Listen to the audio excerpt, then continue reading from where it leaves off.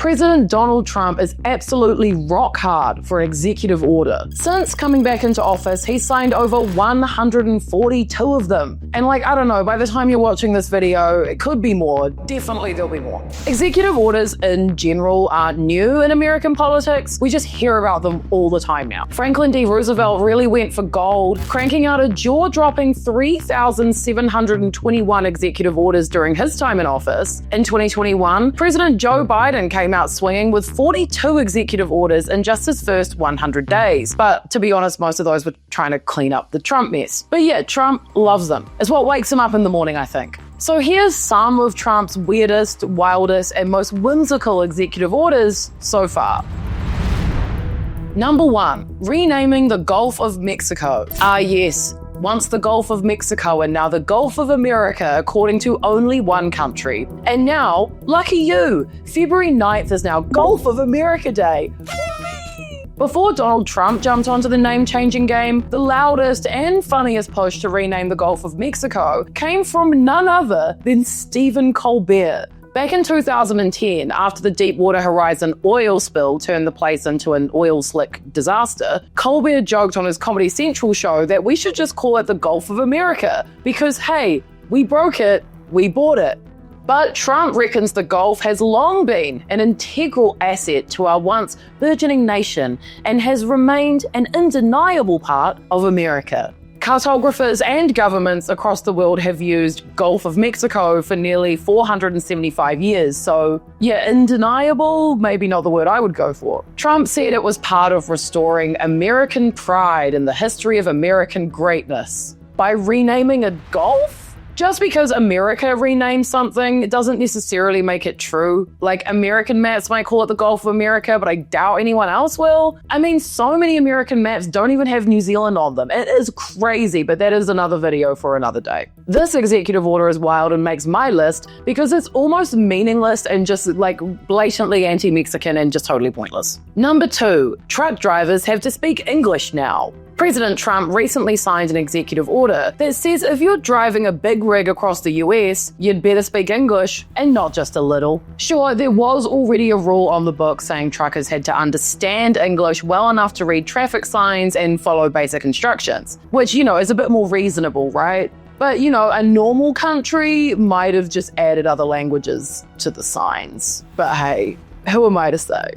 This new order scraps the 2016 guidelines and replaced them with tougher language standards. Trump called it a non-negotiable safety requirement, claiming it'll boost both efficiency and safety on the roads. That includes being able to chat with other officials at places like agriculture checkpoints, wait stations, and border crossings. Oh, and I know this sounds crazy and they just made it up out of nowhere, but it actually follows another one of Trump's executive orders from a few months earlier, declaring English the official language of the US. Subtle, right? It's all very subtle. Under the executive order, truckers who don't meet the English proficiency standards could be slapped with an out-of-service label by enforcement agencies, basically benched.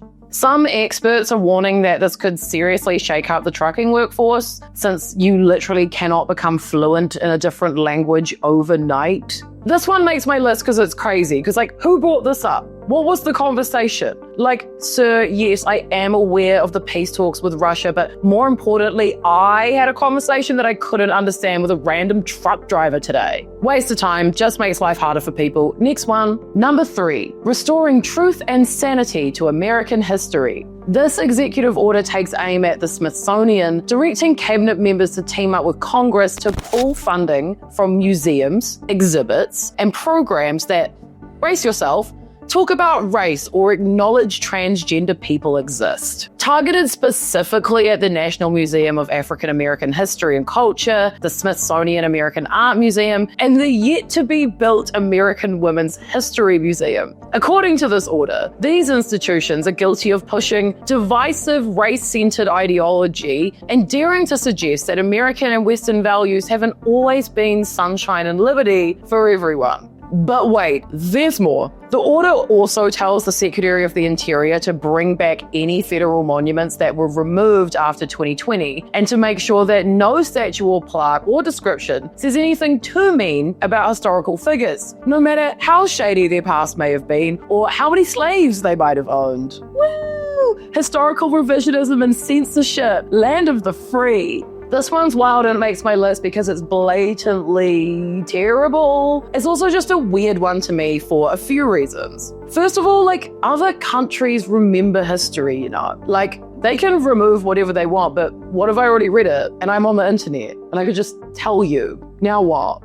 Secondly, defunding museums is like comic book character evil vibes. And American history is pretty up and down, but like, they don't talk about that bomb that they dropped very often. Number 4, eradicating anti-Christian bias. Sorry. I know I shouldn't laugh, it's not funny, but like, President Trump and his team have long leaned on claims of anti-Christian discrimination to fire up their base, arguing that things like school prayer restrictions and LGBTQ+ rights are somehow an attack on Christians' ability to express their faith. So just weeks into his second term, Trump made it official with an executive order titled Eradicating Anti-Christian Bias, which, you know, I didn't realize was happening in the country where they literally have to swear on the Bible when they get inaugurated. The order pledges to defend Americans' religious freedoms and stop what it calls the government's anti-Christian weaponization. It also tasks federal agencies with sniffing out supposed anti-Christian conduct and recommending fixes. That's very scary, by the way. Not to be outdone, though, Secretary of State and joke Marco Rubio jumped in mid-April, telling State Department staff to dig up any such incidents from the Biden years. Of course, critics say this whole crusade is a bit much, considering Christians are the largest religious group in the country and enjoy plenty of privileges, like having Christmas as a federal holiday, while major holidays from other religions don't even get a long weekend. The executive order points to examples of Christian pro-life protesters being charged with crimes and accuses Democrats of turning a blind eye to attacks on churches. But to just clear that one up for you, but a translation here, anti-abortion people were arrested for committing a crime, and the church attacks were racially driven attacks on black churches. So it also took a swipe at the Biden administration, claiming its policies forced Christians to affirm radical transgender ideology, especially when it comes to things like foster care, where potential parents might be expected to support LGBTQ+ youth. Can't think of anything worse. Come on. In short, the order paints a picture of Christians under siege and blames the other side for basically everything short of smiting the faithful with lightning bolts. This one makes a list because it's a scary solution to a completely made-up problem. Before we wrap up, I just have a couple special mentions of crazy executive orders.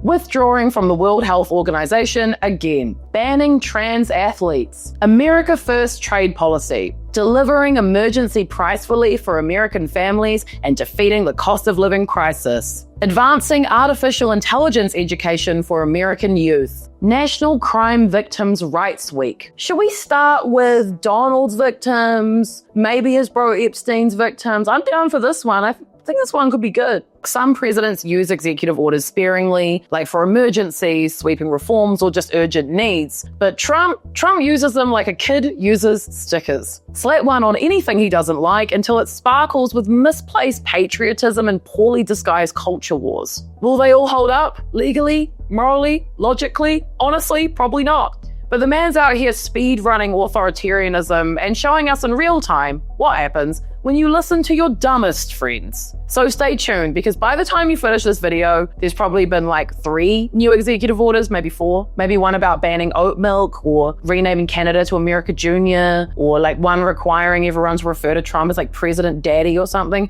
Who knows? God bless the Gulf of America. If you like that video, you should subscribe. We do 5 videos a week on everything happening all around the world, in the news, and on the internet. Bye.